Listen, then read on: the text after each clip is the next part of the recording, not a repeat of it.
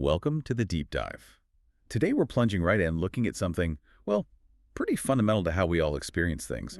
But it might be something you do, maybe often, without even consciously realizing it. Right. We're talking about a specific kind of unhelpful thinking habit, or, what the experts often call a cognitive distortion. That's exactly it. And these aren't like super obscure clinical things. They're really common patterns of thought. Okay. Patterns that, well, they shape our reality, often Yeah. in ways we don't intend, sometimes ways we're not even aware of. And our sources for this dive, they give us a fantastic look at one particular distortion. One that honestly seems to really resonate with a lot of people. Okay, which one? We've pulled insights from a really lively discussion on Reddit focusing on mental filters. Okay, I read it. Yeah. Yeah. Plus some really detailed practical articles from Mind My Peelings and James Fitzgerald Therapy PLLC. These ones really guide you through how to spot these negative thoughts and, crucially, how to challenge them. Practical steps, that's good. Definitely. And then there's a really insightful piece from Psychology Tools. This one's great because it gives us that sort of academic grounding. Right. It links these ideas back to cognitive behavioral therapy, CBT, which is foundational here. And it even touches on some fascinating evolutionary ideas about why our brains might be prone to these filters in the first place. Interesting. So the mission for this deep dive, then, is to take all that material and really unpack mental filtering. You want to get to grips with what it actually is. Yeah. Figure out how it shows up in your everyday life, like real examples. Absolutely. Understand the impact it has on, your thoughts, your feelings, how you act. The consequences. Exactly. Maybe touch on why it's so common. And most importantly, pull out those practical, actionable strategies from the sources. The what can you do about it part. Right. How to challenge this specific habit. It's about, cutting through the noise, getting you informed on this quickly, and giving you the key takeaways from all this stuff. Think of it maybe like getting a clearer lens, a more balanced way to look at your own thinking and maybe the world around you. Because those automatic filters, they're powerful. They are, but they aren't the only way to see things. Not by a long shot. Okay, let's start right there then. Let's shine a light on this concept. What exactly is mental filtering? Okay. So the sources, they're pretty consistent on this. They define mental filtering as, a specific type of cognitive distortion. A distortion. Like a warped view. Kind of. Psychology Tools and James Fitzgerald Therapy, they both mention it sometimes gets called by a more technical name too. Selective abstraction. Selective abstraction. It Sounds complicated. It does sound a bit jargony, but don't let that trip you up. The basic idea is actually simpler than it sounds. And honestly, the name mental filtering is pretty descriptive of what's going on. Okay, so filtering, selective. What's happening at the core when someone's doing this? At its absolute core, it is exactly what filtering suggests. You're selectively focusing on certain bits of a situation or an experience, Right. while actively ignoring other bits. But here's the key part. It's not just any selective focus. No. No. This distortion involves a really strong, often unconscious tendency to pay excessive attention, like way too much attention to the negative details. The negative stuff. Exactly. The negative experiences, the critical comments, the things that went wrong. And while you're fixated on that negativity, you're simultaneously ignoring or minimizing or maybe just completely disregarding other relevant information that's also right there in the situation. And that other information is. Crucially, it's often the positive aspects, or even just the neutral facts, things that don't fit the negative narrative. So it's like you're filtering out all the good stuff or the okay stuff and only letting the bad stuff through the filter. That's a perfect way to put it, a really apt metaphor. Psychology Tools mentions one from David Burns, a big name in CBT. Okay. He compares it to wearing a special pair of glasses. And the lenses on these glasses, they literally filter out anything positive. So only the negative information actually gets through to you. Imagine looking at, say, a really colorful painting. Yeah. But through these glasses, all you can see are the dark patches, the shadows. The whole thing just looks grim, dismal, even though there are vibrant colors right there. But you can't see them. You can't see them. You see the world or that specific situation only through this narrow, distorted lens of the negative detail. Yeah. The rest of the picture is just gone. That's powerful because it really highlights that the positive is still there. Exactly. It hasn't vanished. It's just being blocked by this Yeah. internal filter process. You're literally not seeing it or maybe not giving it any weight. Exactly. You're not processing its significance. Yeah. It's a form of bias processing. James Fitzgerald therapy and psychology tools both describe it as a type of cognitive bias. A bias, like a mental shortcut. Essentially, yes. A mental shortcut that our brain takes to process information quickly. And, our brains use shortcuts all the time. We have to, otherwise we'd be totally overwhelmed. Right. Makes sense. And often they're super efficient, really helpful. But in the case of cognitive distortions like mental filtering, the shortcut leads us down the wrong path. It distorts our perception of reality. So we end up with these inaccurate, really unbalanced conclusions. Precisely. About ourselves, about other people, about situations. And the crucial bit, like you said earlier, is that this isn't usually deliberate, is it? You don't wake up thinking, right, today I'm only going to focus on the bad. Absolutely not. That's maybe one of the trickiest things about these distortions. This filtering, for most people, happens automatically. It's below the level of conscious awareness. Just happens. Just happens. It's a deeply ingrained pattern. We don't consciously decide to think inaccurately or to obsess over the negative. It's more like a habit that runs on autopilot. And because it's automatic, it's kind of invisible. Exactly. And that's why it can have such powerful effects. Yet we often don't notice it's happening. It shapes how we feel, the conclusions we draw, the actions we take, all without us realizing our perception was skewed in the first place. Psychology tools really stresses this automatic nature. Makes it hard to catch. Very hard to catch in the moment, yeah. Okay, so let me try and summarize. It's like this automatic bias, almost a mental blind spot, where your brain zooms in, like hyper-focuses on the negative details of something. What they make. And at the same time, it basically ignores or minimizes or just deletes the positive stuff, the neutral stuff. Yep, vanishes. Leaving you with this really skewed, unbalanced, often just overwhelmingly negative take on what happened, even if objectively it was actually much more mixed or maybe even mostly positive. That's a really clear summary. It's zeroing in on the negative, often magnifying how important it seems. Making it huge. Yeah, letting it define the entire experience, while everything else, especially the good stuff that could give you balance and perspective, just gets minimized or ignored completely. Okay, so now we kind of get what mental filtering is in theory. Let's make it real. Right. What does this actually look like day to day? Because the sources say it's pretty common. Right. Not some rare thing. Oh, it's incredibly common. And once you start looking for it, you'll likely, see it pop up quite a bit, maybe even in your own thinking. Okay. The sources give some really specific ways this distortion shows up, which makes it easier to spot. One main way is what James Fitzgerald therapy calls selective attention. Selective attention. Yeah, it's that act of focusing solely or almost entirely on the negative stuff, negative events, comments, outcomes within a situation. Right. While actively just disregarding or overlooking any positive bits, any achievements, any neutral information that's also there.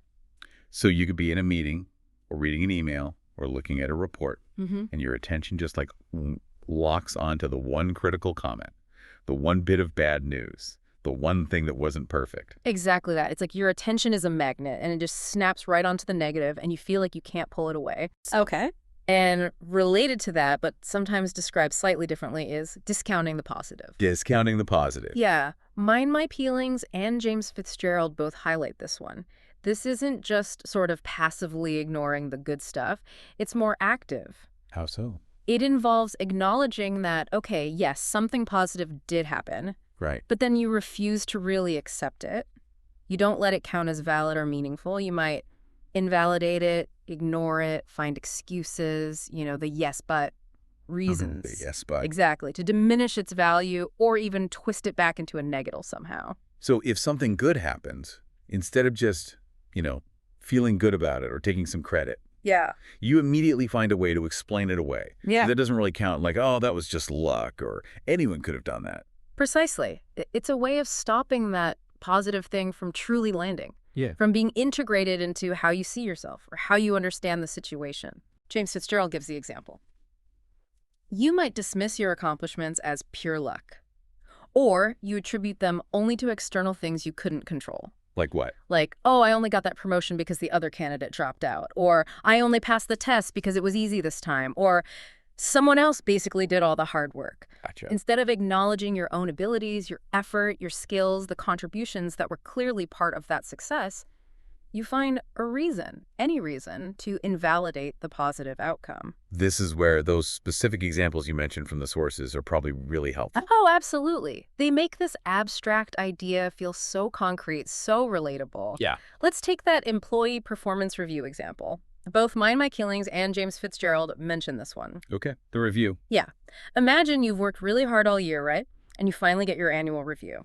Your manager sits down with you, goes through it, and honestly, it's overwhelmingly positive.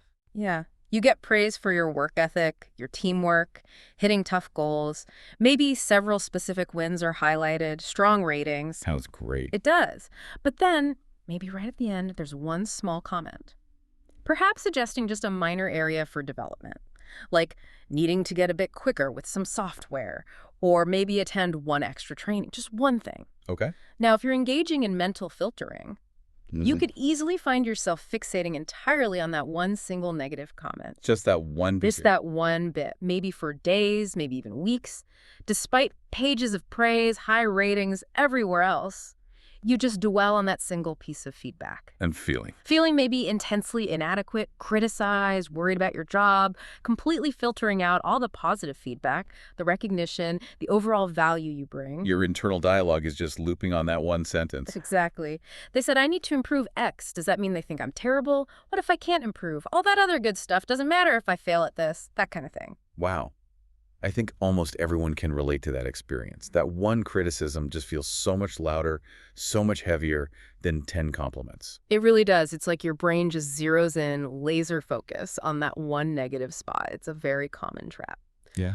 Psychology Tools gives another really vivid example. This woman, Jenny, she delivered some teaching at work. Yep. Wasn't her main job, but she put effort in, prepared, presented. At the end, she gets applause. You know, a clear, positive signal from everyone there. Good sign. Great sign. Plus, loads of colleagues came up afterwards, specifically telling her how well she did. That was really engaging, so helpful, you know, multiple bits of actual positive verbal feedback. So objectively, it went well. Objectively, yes. But Yeah. then she looks at the anonymous feedback forms later. And out of all of them, she spots just one form. One form with some critical comments and a poor rating on one specific thing. Uh-oh. And what happens? She can't stop thinking about that one piece of negative feedback. Just that one. It just took over, became the dominant story in her head. She starts using it to really beat herself up internally. Like what? Thinking, see, that person's right. I'm just a rubbish teacher. Or, I knew I shouldn't have done this. I'm obviously not good at it. She completely ignored the applause, the colleagues' praise, all the overwhelming positive feedback. So the whole experience got colored by that single negative voice. Completely. Her entire perception of what was, by most measures, a successful session turned into this perceived failure, all based on one critical comment. That really shows the power of the filter, doesn't it? Taking something clearly successful and twisting it into proof you're not good enough. It's exactly that. The negative detail defines the reality. Okay, and what about the discounting example? How's that different? Right, the discounting the positive one from Mind My Killings. This is slightly different from just ignoring the positive. Maybe you get a surprisingly good grade on an assignment. Okay. Higher than you expected, maybe higher than usual. That initial feeling might be good surprise, relief. Yeah. But instead of just accepting it, thinking, hey, I did well, you immediately start invalidating it. Huh. Your internal thoughts might go straight to, oh, it must be a mistake. The grader probably messed up. Or, I just got lucky this time. Maybe the questions were easier. Or, it's just a fluke. Doesn't mean I'm actually capable. This isn't typical. So you actively refuse to accept it as real or earned. Exactly. You find reasons to diminish that positive outcome. You stop it from boosting your confidence or changing how you see your abilities. So with discounting, you see the good thing, but you immediately find reasons why it doesn't count, Yeah. especially if it reflects well on you. That's it, exactly. These examples really show how the distortion works, don't they? Yeah, they do. It focuses intensely, often just exclusively, on one negative detail, often takes it totally out of context. All right. And then uses that single detail to define and color the entire experience, makes it seem overwhelmingly negative, or just makes any positive bits feel meaningless. Psychology Tools mention Aaron Beck's definition. Yes, selective abstraction. Beck highlighted this exact mechanism. You extract one negative detail, and then you conceptualize the whole situation, or even your whole self, based just on that tiny piece. Like seeing one tiny crack in a wall. And concluding the entire house is about to collapse. Yeah. It's like the rest of the picture, the context, the good stuff, the balance, it just disappears. It does. It vanishes. And that's where the real impact kicks in, because this isn't just some quirky way of thinking. It has really profound effects on how we feel and how we function day to day. Right, because this selective focus, this negative filtering, it's not harmless, is it? It has real consequences for our feelings, our self-perception, how we deal with the world. That's absolutely crucial to get. As James Fitzgerald points out, this pattern fundamentally distorts your perception of reality. You're not seeing things straight. You're not seeing the full balanced picture, not of the situation, not of yourself. You're seeing a skewed version, often an unfairly negative version of yourself or situations or the world, because you're actively missing, minimizing, or dismissing key positive or neutral information. And that skewed, negatively tilted perception that directly hits your emotional state, sometimes really hard. Absolutely. If you selectively only pay attention to the negative bits, you inevitably amplify your distress. Makes sense. And you undermine your own ability to feel positive emotions. Things like joy, contentment, satisfaction, even just a stable sense of self-esteem or competence. It steals the good feeling. It really can. James Fitzgerald states it directly. Mental filtering significantly contributes to feelings like distress, sadness, anxiety, dissatisfaction, even guilt or shame, depending on what the thought is about. So if you keep focusing on that one negative comment, You feel criticized. You feel inadequate. Even if 99% of the feedback was glowing, the filtered thought generates the negative emotion. It feels real because the thought feels real. my feelings also mentioned, it can make you feel agitated or angry. Yes, that's a really important point, too. It makes sense, right? If you're constantly dwelling on the bad or feeling unfairly judged, even if the criticism was tiny, or feeling like nothing you do is ever quite good enough, Yeah. that would leave you feeling pretty raw. Maybe irritable, maybe resentful, maybe just generally agitated. And when these kinds of thoughts become a habit, which they can. Oh, they absolutely can. My Peelings explains this well. If you think something often enough, you literally strengthen the neural pathways for that pattern. It becomes the brain's default route. Like carving a groove. Exactly. And when that happens, these distortions can trigger what the sources call a downward spiral. A downward spiral, how does that work? Well, you get this cycle, right? The negative thoughts, the filtering, they reinforce negative emotions like distress, anxiety, anger. Oh. Those negative emotions can then lead to unhelpful behaviors. Maybe you withdraw or avoid challenges or criticize others or procrastinate. And those behaviors might then create more negative experiences or thoughts, which then just reinforces the original filtering pattern. Round and round it goes. Wow, it's like a self-fulfilling prophecy. Your distorted thinking ends up creating negative outcomes that seem to prove your filter was right all along. That's exactly it, even though it wasn't the whole picture to begin with. Mm-hmm. And James Fitzgerald notes that over time, this pattern can really damage relationships. How so? Think about it. If you're always spotting the one flaw in what your partner does or always discounting their compliments, that's tough on a relationship. Yeah, definitely. And it can hinder your personal growth, too. Maybe you avoid opportunities because you filter for potential failure, or you just fail to recognize your own progress because you discount the positives. And the sources also draw a pretty clear line between these thinking styles when they get excessive and actual mental health issues. Yes, that's a really important connection they make. Both psychology tools and James Fitzgerald mention this. While having these thoughts sometimes is totally normal, part of being human. Yeah. When they become pervasive, really frequent, and significantly mess with your daily life and how you feel, they are strongly associated with conditions like depression and anxiety. And the Reddit discussion really backed that up. Powerfully so. So many users shared how recognizing these exact thinking patterns in themselves was directly linked to their own struggles with anxiety and depression. Just shows how real and impactful this stuff is for people. Wow. And one Reddit comment even explicitly connected this kind of thinking to something called attributional style theory, especially how it relates to depression. Attributional style theory. Can you break that down a bit? How does it link to mental filtering? Sure. So attributional style theory, in the context of depression, basically suggests that people who are prone to depression often have a specific way of explaining why bad things happen. Okay. They tend to blame themselves, that's internal, see the cause as something that will never change, that's permanent or stable, and believe it affects everything they do that's global. Internal, permanent, global. Got it. So how does filtering fit in? Well, think of it like this.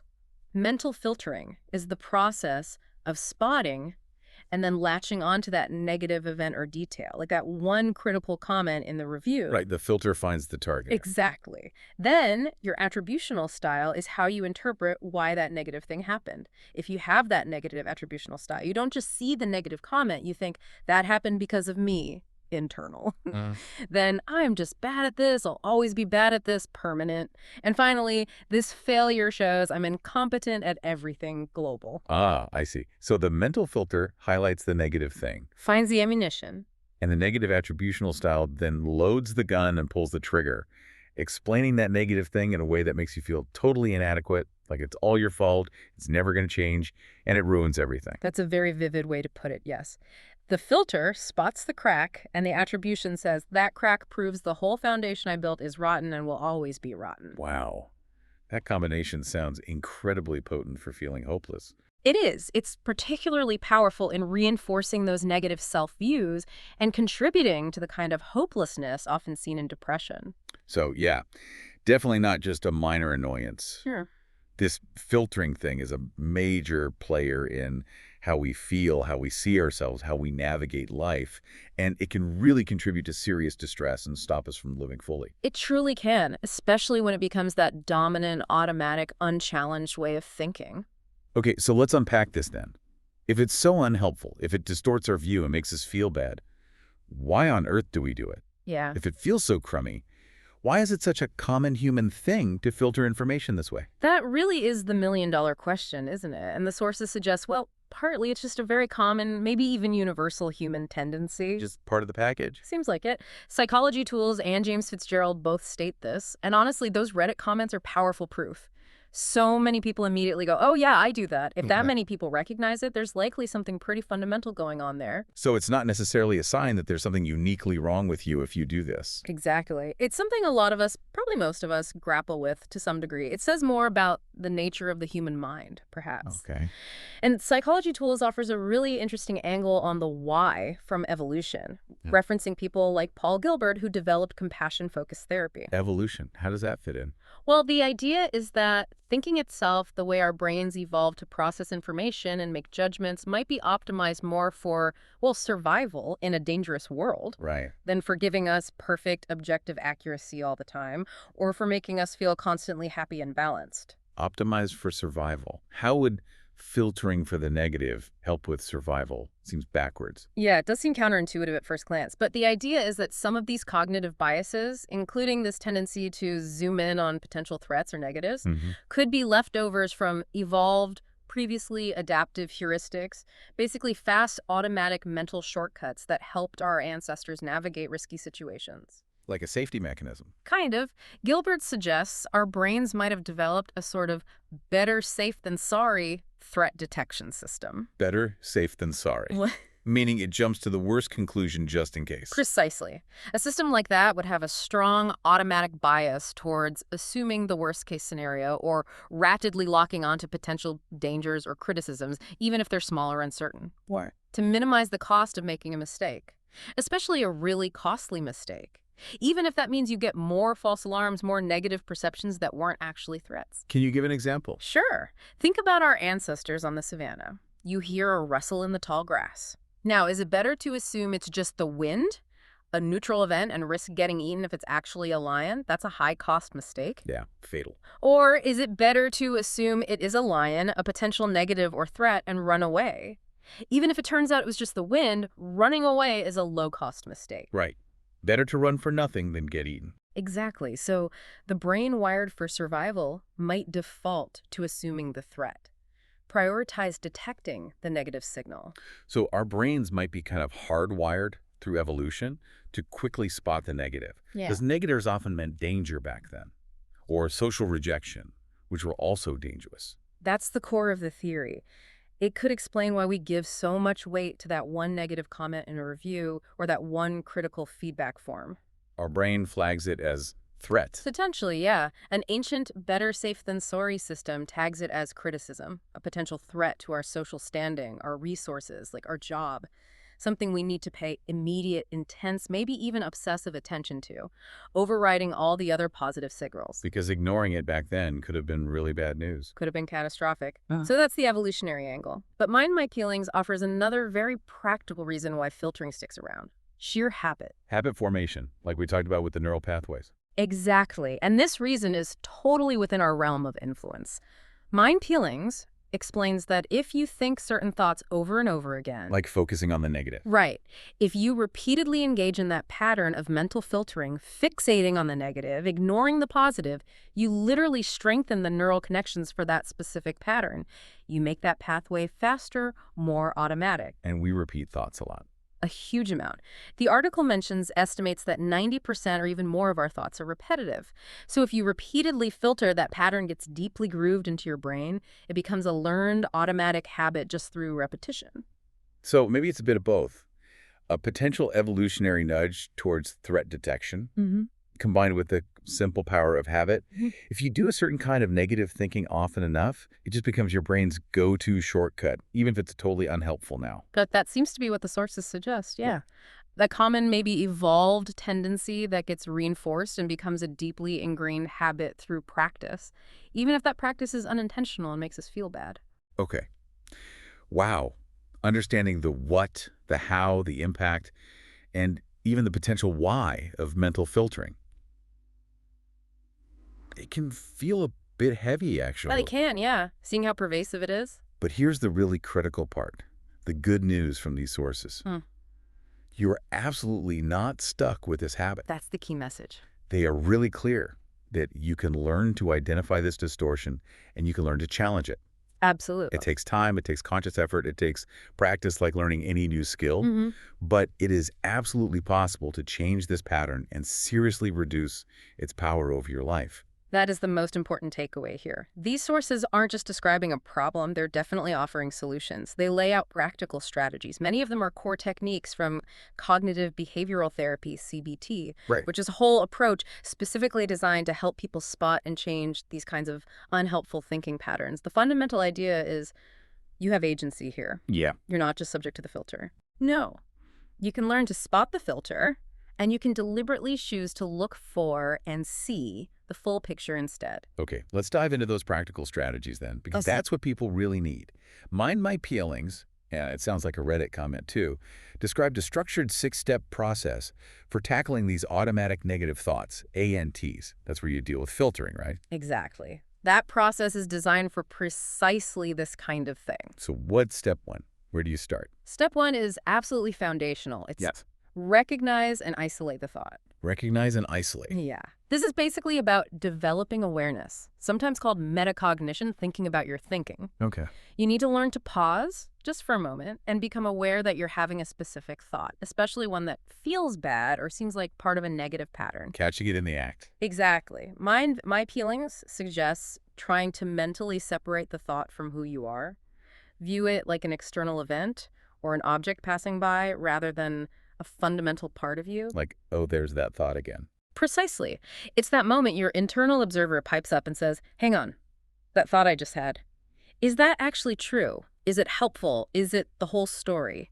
It's catching yourself mid-filter. That sounds like it takes practice. It definitely takes conscious effort at first, absolutely. But like any skill, noticing gets easier the more you do it. Okay, so you've spotted the thought, caught it. What's step 2? Step 2 is simple but powerful. Write down your thought. Write it down. Yeah, my Peelings really emphasizes how beneficial this seemingly simple act is. Writing helps in a bunch of ways. Like what?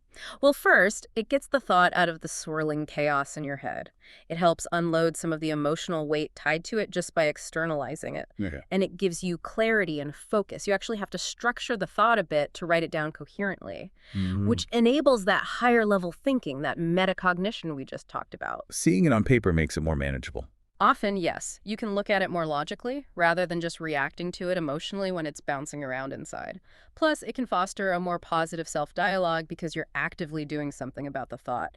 And just getting stuff out of your head can reduce stress. Getting it out of that endless internal loop, seeing it objectively. Exactly. Helps you gain distance, gain perspective.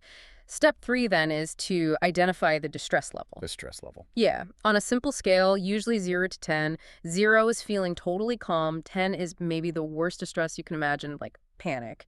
You just rank how much distress that specific thought is causing you right now. Okay. Why do that?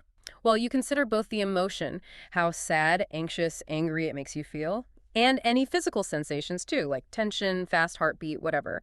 It serves two main purposes. Which are? First, it helps you quantify just how much power that thought currently has over you. And second, later on, it gives you a way to measure if the strategies you use to challenge it are actually working. You check the number again afterwards. A before and after measure. Well, Got it. Okay, so write down, rank the distress. What's step 4? Step 4 is identify the cognitive distortion. This is where you put all the knowledge we've been talking about into practice. Oh. You look at the thought you've written down, and you compare it to a list of common cognitive distortions. Things like mental filtering, but also others like overgeneralization, catastrophizing, black and white thinking, mind reading. There are several common ones. And you figure out which one fits. Exactly. You find the one, or maybe sometimes a couple, that applies to the specific thought. Naming it specifically as mental filtering is really powerful because it immediately puts a label on the pattern. It reminds you, this isn't necessarily the truth. This is a type of thinking error my brain does. Yeah. Knowing the name gives you a handle on it, a starting point for challenging it. Okay, makes sense. So you've identified it, written it, ranked it, named the distortion. Now for the really active part, right? Changing the pattern. Step 5. Exactly. Step 5 is the absolute core of the whole process. Challenge and reframe your thoughts. Challenge and reframe. This is where you actively push back against the distortion you've identified. For mental filtering specifically, the main challenge is to deliberately shift your focus. You have to make a conscious effort to look for and pay attention to all the other stuff in the situation. The stuff you filtered out. Precisely.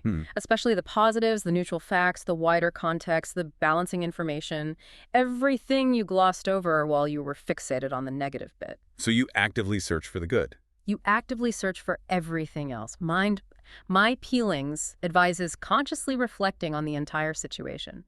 Don't just stop at the negative detail you first latched onto. Ask yourself, what else happened? What else was said or done? What were the other outcomes? Crucially, what evidence is there that contradicts my negative focus? So back to that performance review example. Uh, If you were stuck on the one negative comment, yeah.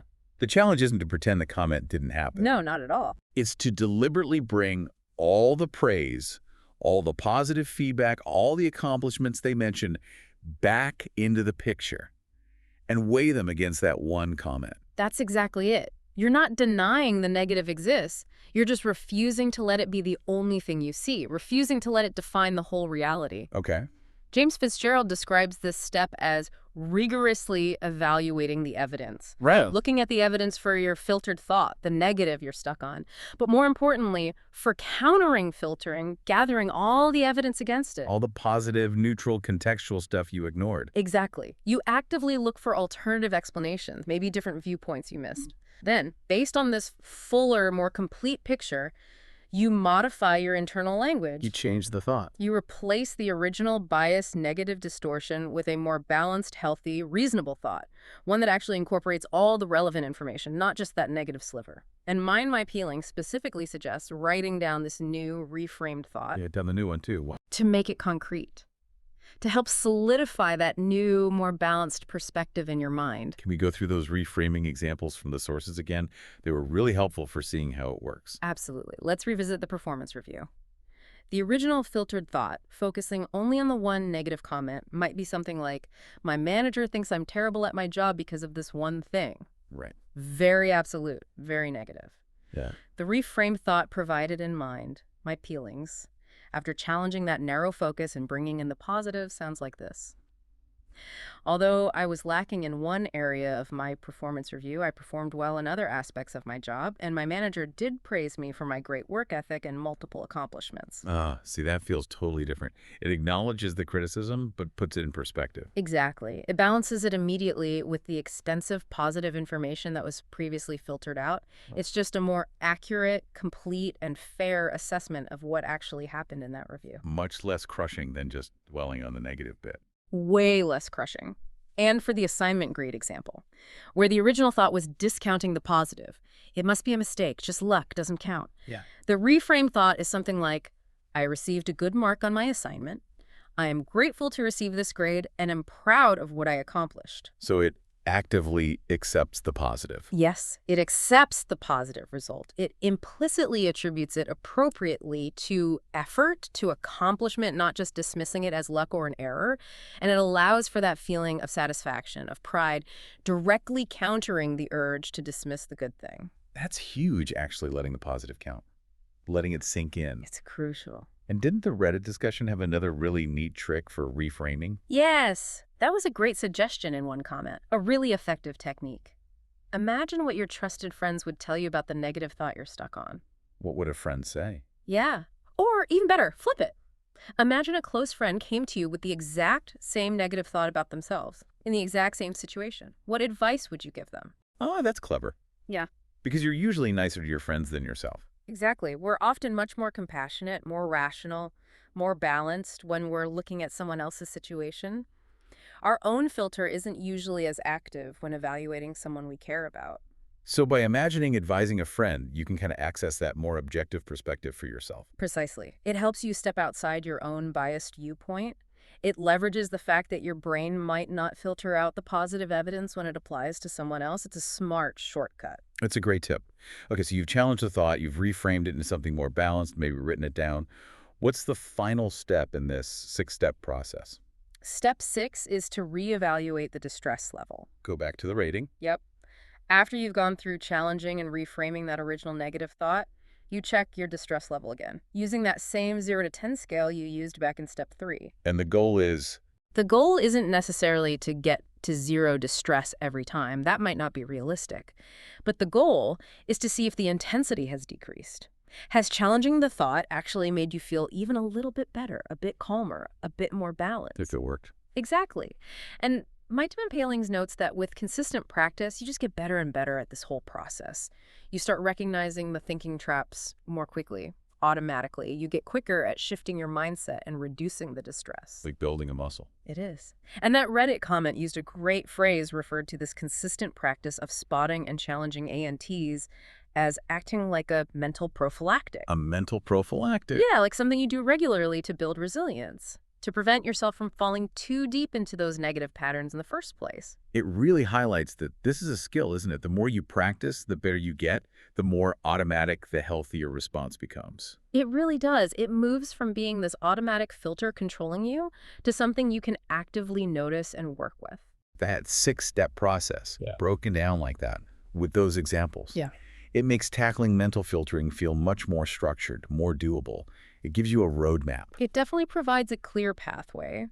And beyond that specific process, the sources also mention other strategies, complementary things that can help manage and reduce the impact of mental filtering overall. Like what else? Well, James Fitzgerald Therapy, PLLC, suggests practicing mindfulness. Mindfulness. How does just being present help with a thinking distortion like filtering? Well, cultivating that present moment awareness, it helps you become a better observer of your own thoughts. Okay. Without immediately getting tangled up in them or believing them unquestioningly or judging yourself harshly for having them. So you just notice them. You learn to notice thoughts as just thoughts, mental events floating through your awareness rather than seeing them as absolute truths or direct reflections of reality. And that makes it significantly easier to recognize when filtering is happening. You spot it more easily? You spot the moment you're fixating on that negative detail, but without automatically buying into it or getting swept away by the feeling it creates. It creates that vital bit of space, that awareness from step 1 of the process, which then allows you to choose to apply the challenging techniques. That makes sense. And it ties into what other sources mentioned about mindfulness being part of therapies like DBT and ACT. Exactly. Those therapies heavily use mindfulness skills to build that capacity for non-judgmental observation, which is foundational if you want to identify and work with distortions like filtering, rather than just being constantly pushed around by them. Okay. What about getting help from outside yourself? Does that come up? Yes, definitely. James Fitzgerald strongly recommends seeking feedback from others. Talk to people. Yeah, trusted friends, family members, mentors, maybe a therapist or counselor. They can often offer a much more balanced perspective on a situation or on your performance than your own internal filter allows. Because they aren't using your filter. Exactly. They can point out positive aspects you might have totally overlooked or dismissed or discounted. They see the full picture in a way you might not be able to when you're caught in the filter. They provide that external reality check, giving you crucial evidence you can use in your challenging and reframing steps. That makes a lot of sense. Your filter can't easily distort what someone else clearly sees and tells you. Right, it provides counter evidence.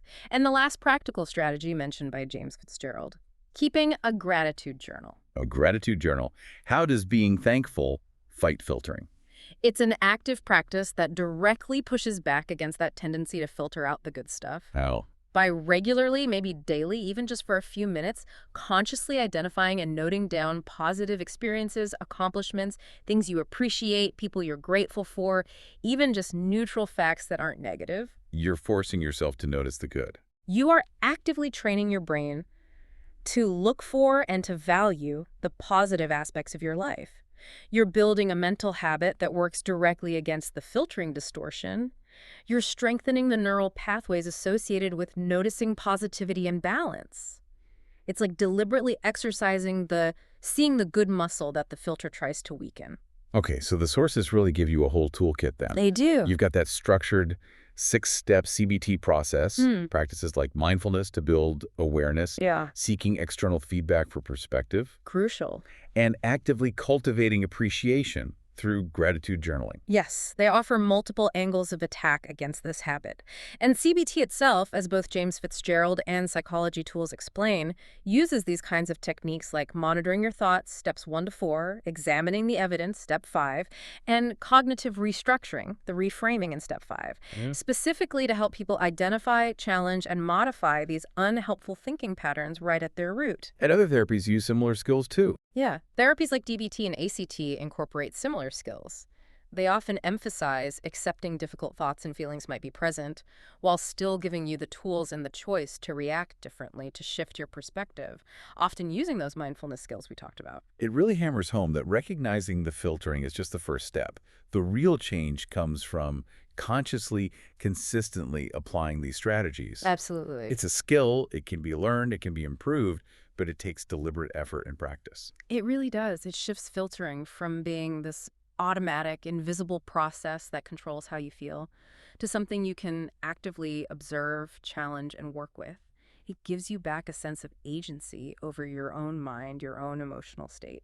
So wrapping this up then, we've taken a deep dive into the sources about mental filtering. We've uncovered it as this really common, often automatic, cognitive distortion, where we tend to disproportionately zero in on the negative stuff. Yeah, and filter out, minimize, or just totally discount the positive and the neutral information that's also there. We've seen how it actually shows up through that selective attention, grabbing the bad details, and also through actively invalidating positive experiences, like with the performance review example, or Jenny's teaching feedback, or discounting that good grade. Right, and we've explored the significant impact it can have, how it fundamentally distorts your perception of reality. Fuels those intense negative emotions, distress, anxiety, anger, dissatisfaction. Can lead to that downward spiral affecting relationships, holding back personal growth. And potentially contributing to actual mental health issues like depression and anxiety, which is strongly backed up by the sources,